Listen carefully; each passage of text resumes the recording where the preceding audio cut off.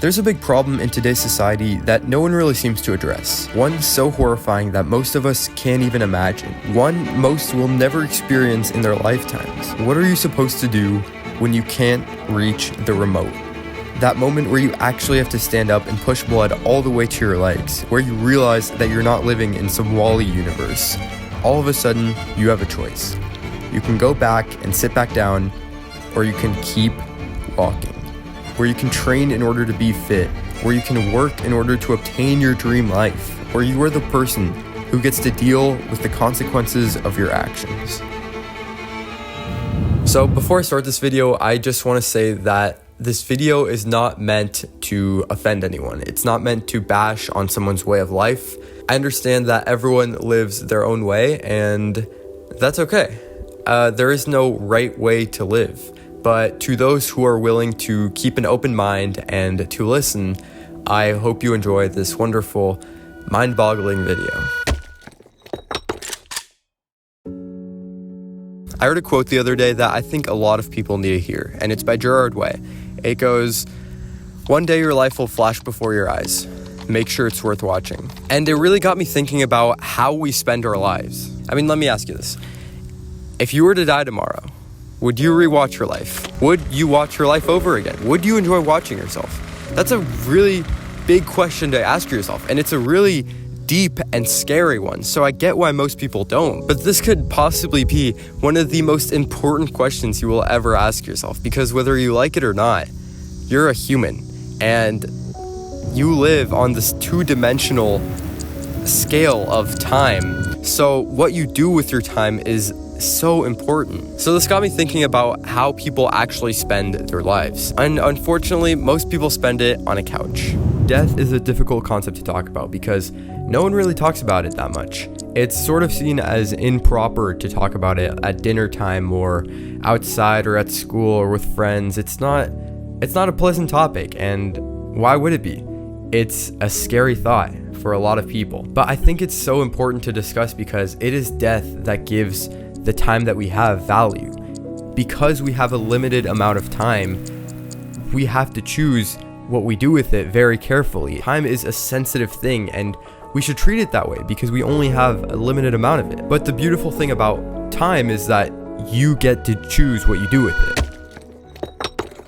So there was actually a study done from the Bureau of Labor Statistics that showed that we spend most of our time either sleeping or working. But then I looked at the times where we weren't sleeping or working, where we have leisure time, we have time to do what we want. And when you look at it, it's really just sad. Most of our free time is spent watching TV. Most people have so many options. You can go play tennis or soccer or hang out with friends, and most people choose to just sit down on their couch and watch TV. And I really don't get this. There is so much more to be done. There is so much more to be experienced than just doing the same thing all over again. I think a lot of us really just get caught up in this cycle of routine, and that's why our life flashes before our eyes, because it just moves by so fast. And it's because we do the same thing every day when there's so much more to be done. And I think the studies and the graphs show that. These graphs are not good graphs. They show the faults in our humanity, but they show that we are okay with those faults and not trying to fix them at all.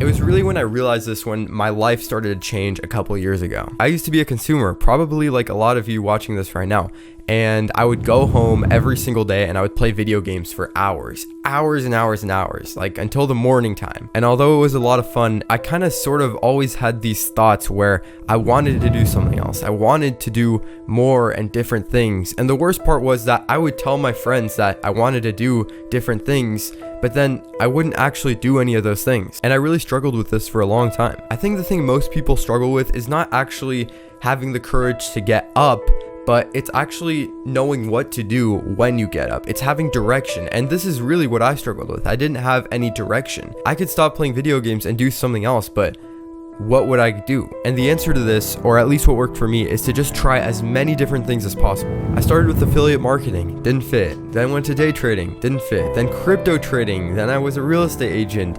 Then I did videography, then I did short form content.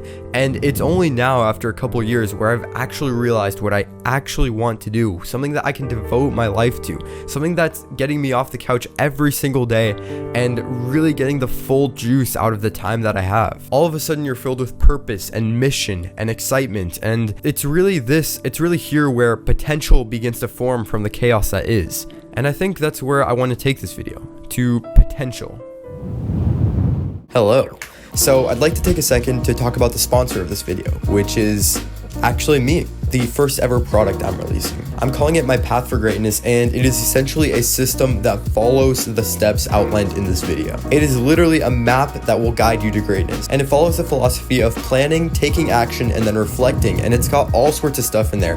It's got a bunch of templates for you to track your habits. It's got some templates for you to journal and reflect about how your habits have been going, and then you can adapt. It is really a game changer. You can use it every single day. I really think it's going to change lives, and it's just a really cool tool to have in your inventory. So if you'd like to support my work, if you'd like to support me, the link will be in the description, and I hope you can do amazing things with it.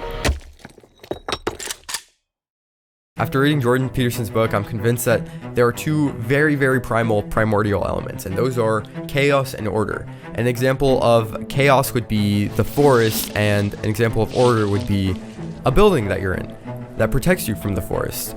Or a better example that would relate to a lot more people would be chaos would be a messy room and order would be a clean room. But in order for a room to have the potential of being clean, it first has to be messy. And I think this transfers over to humans. Spending life consuming, distracted, in a constant flux of volatility is a form of chaos for humans. But because you're in a state of chaos, there's also potential for a different version of you to come out. There's a version amidst that chaos that you would want to watch in the third person, a movie character inside of you.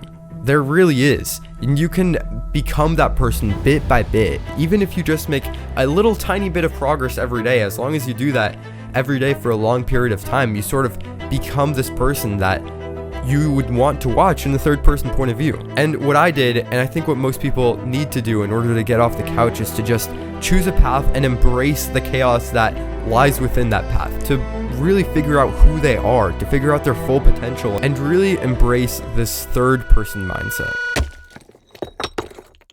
I think that there's a big misconception about the main character movie sort of mindset, which is that a lot of people seem to think that this is a way to escape responsibility. And I felt this too at some point. I know it's so easy to just leave everything, leave everyone around me, and just live on my own.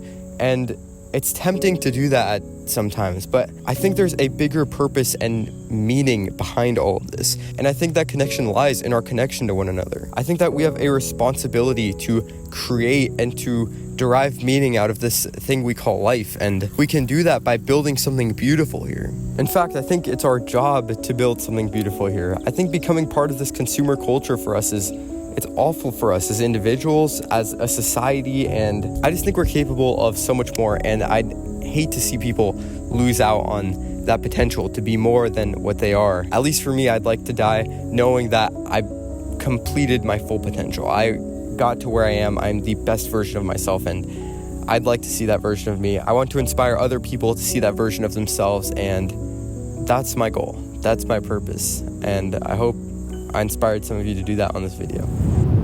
So I'm sure a lot of you are probably sitting on your couches right now, and there's nothing wrong with this. I mean, I'm sitting on a couch right now. But as soon as you close out of this video, you have two choices. You can choose to continue there, pick another video and stay exactly where you are, or you can choose to get up, get your blood flowing, get moving, choose to create something out of the chaos that we live in. But before you make a decision, I would like to share a quote with you. One day, your life will flash before your eyes, so make sure it's worth watching.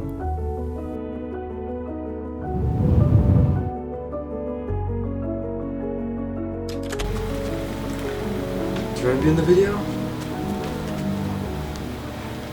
He wants to be in the video. Now I'm just speaking to that camera.